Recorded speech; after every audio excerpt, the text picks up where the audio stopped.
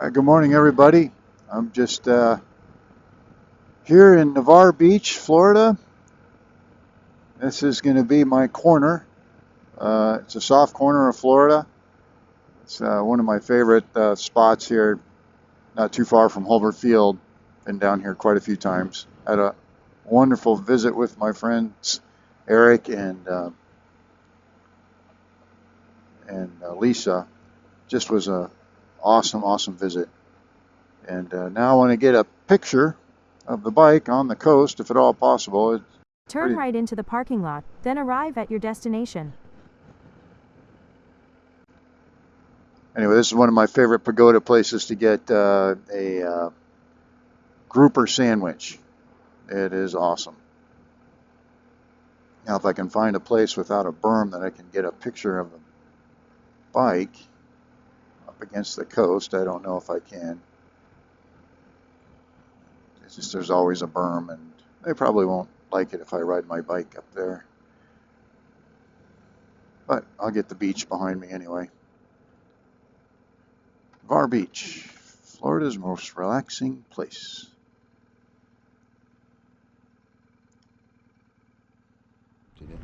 All right, good morning. Just gonna take a walk on the beach here. It's kind of, we're in Navarre Beach, Florida, and this sand here in Destin is I think the best sand anywhere in the world. I've been to a lot of places around the world, and this is one of my favorite beaches. I've got tremendous food over there at the pagoda for the grouper sandwiches, and you've got multiple sand volleyball courts over there, and then you have this incredible white sand beach, which is like talcum powder soft. This is known as the Redneck Riviera for a lot of rednecks come down here to celebrate the beach and whatnot. It's not as Gucci as some places. I like it because of it. But beautiful water here. It's a little bit rough today, the coloring, because of the hurricane a couple hundred miles to the south is already bringing the surf up. And it's just been a horrible situation. My friend Eric and his wife Lisa's daughter Jessie evacuated from Tampa yesterday, and it doesn't look good. She has a ground floor apartment, and she just had to leave everything and get out. But thank goodness she did. It's a Category 5 hurricane, I think, still this morning, and it's going to hit tomorrow night. Today is Tuesday, so that's why this is my corner. Florida. It's a soft corner. I'm not going to make it to Key West. Just glad that I didn't get stuck down there. So here I am. I'll go this way. We'll head out to from here. We're going to go up to Memphis. Try to get my maintenance done on my bike.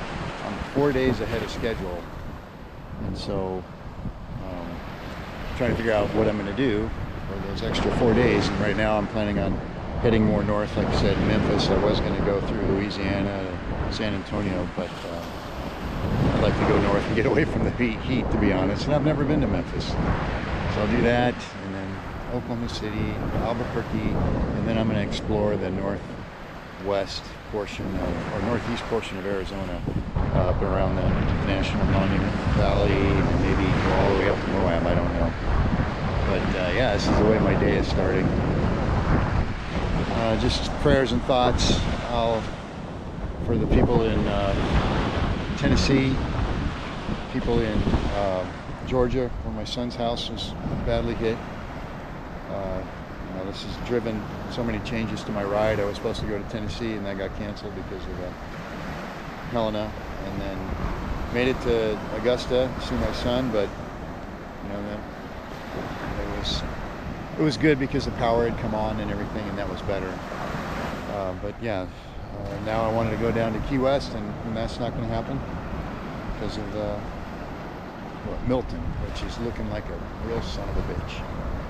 So prayers and thoughts for them, and see if we can contribute to the Red Cross or something. But wish me safe travels today. I'm going to try to take as many back roads as I can through Mississippi and Alabama.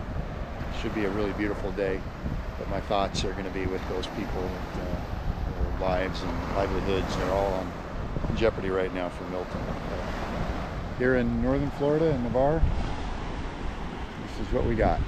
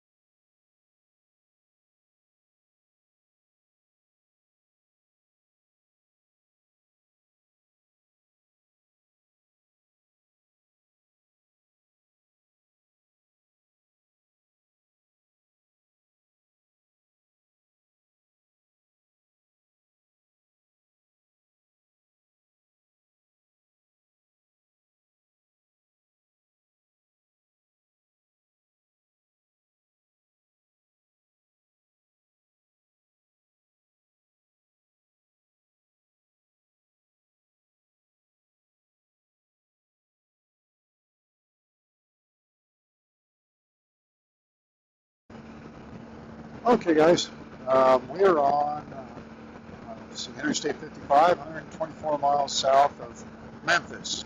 So you're riding with me, riding with Olaf, And I'm going to tell another war story. A couple of them actually. One that's turned out good and one that didn't turn out so well. This is my Air Force rescue time.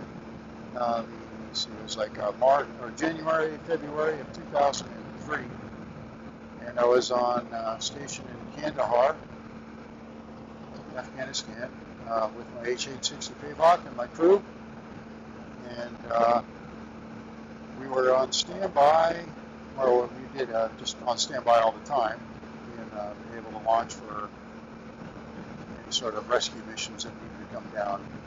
On this particular day, I was classified as two. There's two helicopters. There's lead, and then there's the second helicopter we call two. So I was the aircraft commander, and the lead aircraft commander was a buddy of mine. And actually, I had just certified him, I think 2 weeks earlier, as a aircraft flight lead. You know, we'd known each other for a couple of years.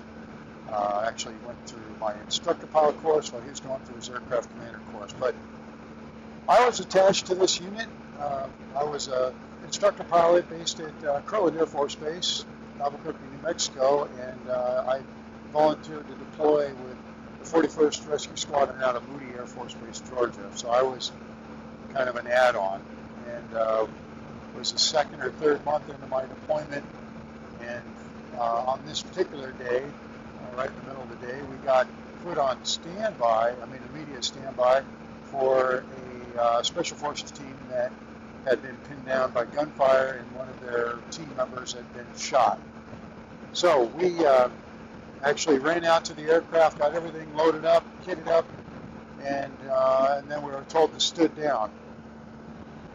The Army was trying to get in there with their Apaches and medevac helicopters, and but they failed to get in there apparently.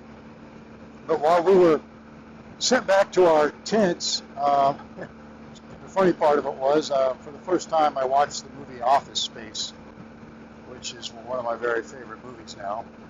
And so we're just on standby. We'd gotten all the information where this casualty was, but they didn't want us. So I went and watched this movie.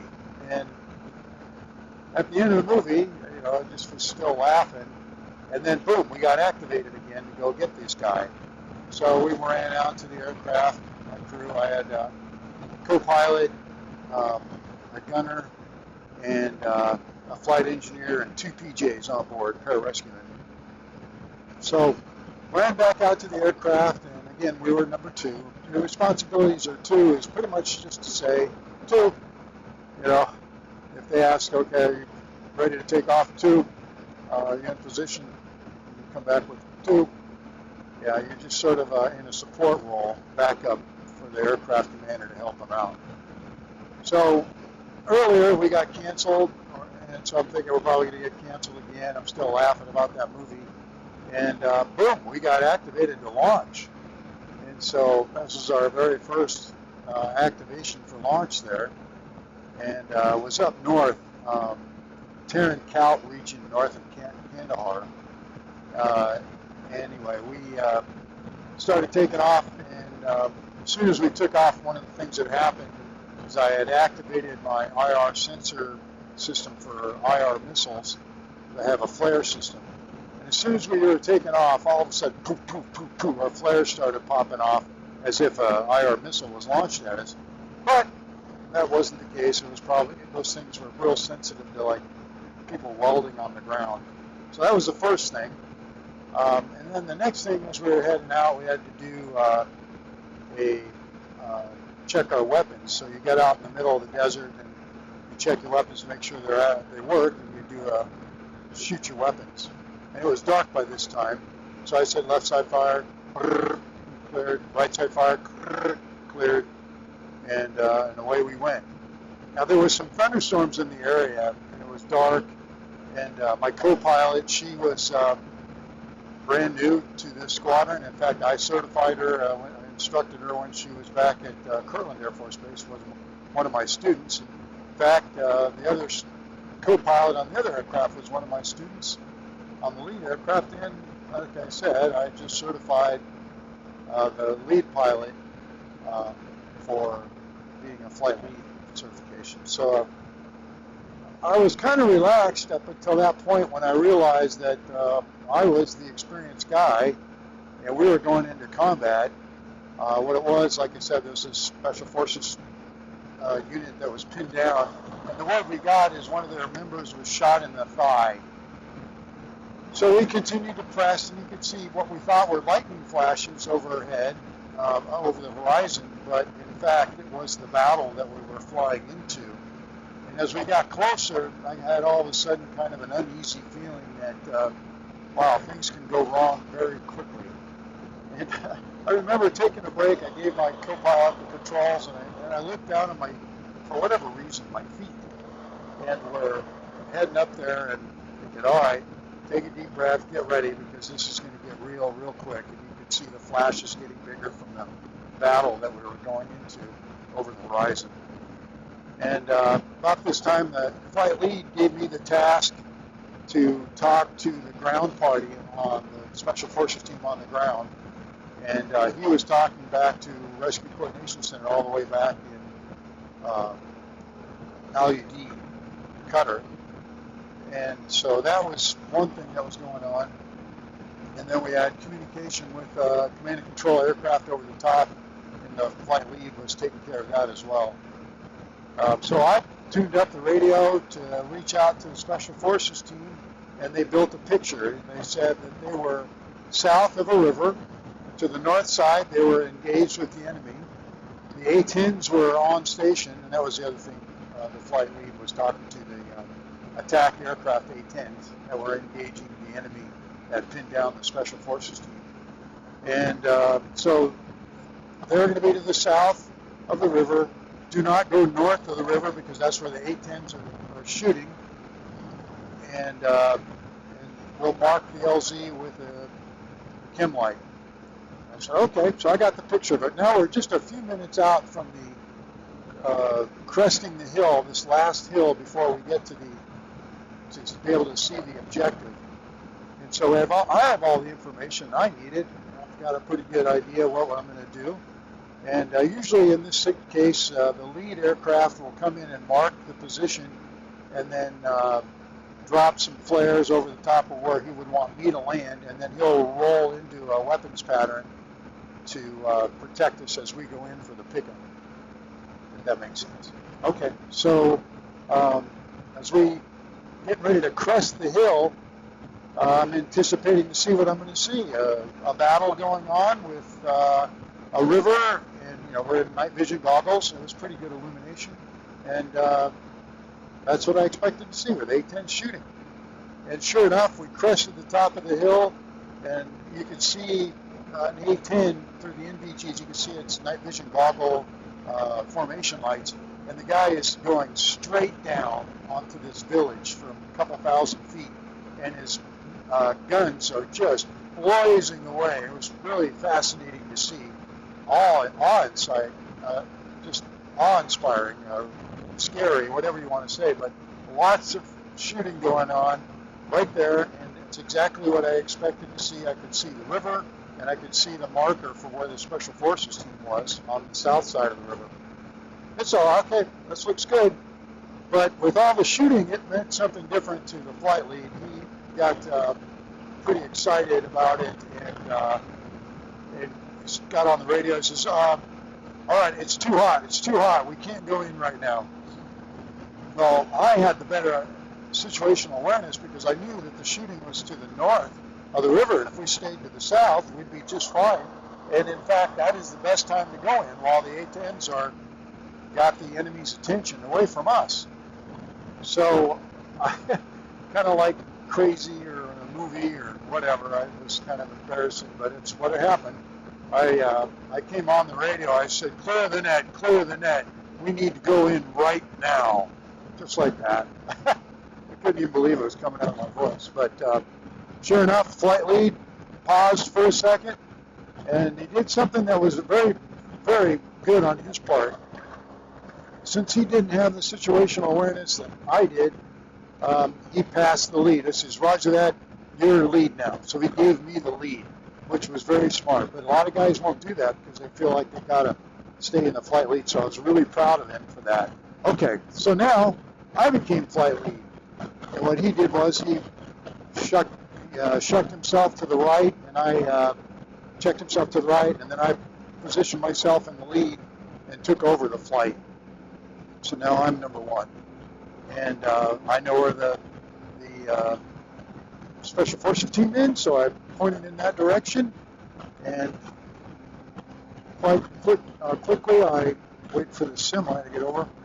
Anyway, flew over the top of the Special Forces team, a couple hundred feet, and I had strobes ready, or flares ready. 3, 2, 1, mark, dropped the flares over them, and went up into a weapons engagement position to protect, which is now to the other aircraft to go in and make the pickup. So I went up into an orbit over the top, some specific pattern to be able to engage the enemy if they started shooting at us. I'll just call them Ronnie Crosshairs, my left gunner, so I have my left gun facing towards the enemy. He says, "Sir, I've got targets in sight. I'd like to engage." And boy, he wanted to shoot. But I said, no, we've got the A-10 shooting. Let them shoot, draw the attention. If we start firing, they'll be able to see our tracers, and then they'll be able to engage us. So until they directly and shoot at us, we're not going to engage. And so I could hear the audible, "Yes, sir," like he was not happy about my order, but it just made sense to me. So we got into our weapons engagement pattern, and we didn't shoot. A-10s are overhead protecting us, drawing all the fire. And then 2 was a little bit slow getting into the LZs. I had to do a couple patterns, but he came in to do a pickup, which is a challenge at night in Afghanistan in the desert. But he landed, and again, we thought that it was a gunshot wound to the thigh. While the PJs got on the ground, got the patient, as communications goes. Thigh is very similar to eye. The gentleman that was shot in the eye. But they got him, picked him up, and a couple weapons pattern. We're on our way. We don't want to be on the ground for more than a minute. Got the patient on board, and I let him out, and we didn't get any hits. We never got hit, and we got the patient back to Kandahar, and we called ahead of time. The person was pretty critical, and so they had a C-130 transport waiting for us to take him to a higher level of care. Landed, transferred the patient from Kandahar to the airplane, C-130, and transported him, I think, the Bagram. We had a better hospital up there at that time. So that was the good mission. That was February of 2000. February of 2003. Okay, guys, I'll tell the rest of that war story tomorrow. Just pulling into Memphis here, a couple miles to staying at a Holiday Inn Express. Might have checked that. That's probably my favorite hotel to go to. Beautiful ride up here. I think it was about 500 miles from, where do I start today? In Fort Walton Beach. And I'm going to stay here a night. I'm going to try to go downtown and get some ribs or something. Always wanted to go to Memphis. I'm only going to have one day here and make the best of it. Tomorrow it's off to Oklahoma City, and I've got a schedule to drop my bike off for a 12,000 mile service. I've got to check to make sure I've got enough miles that I don't go over. It's going to be within 30 or 40 miles of my service time, so be checking that. But beautiful ride up here. Foliage is changing a little bit from all pine trees to the south, and just pine trees everywhere. In 2 miles, take exit 30 onto Union Avenue. So a little bit more open spaces. And then tomorrow we'll see that gradually change. That's one of my favorite things about going on drives, is watching the scenery change, the foliage and the geography.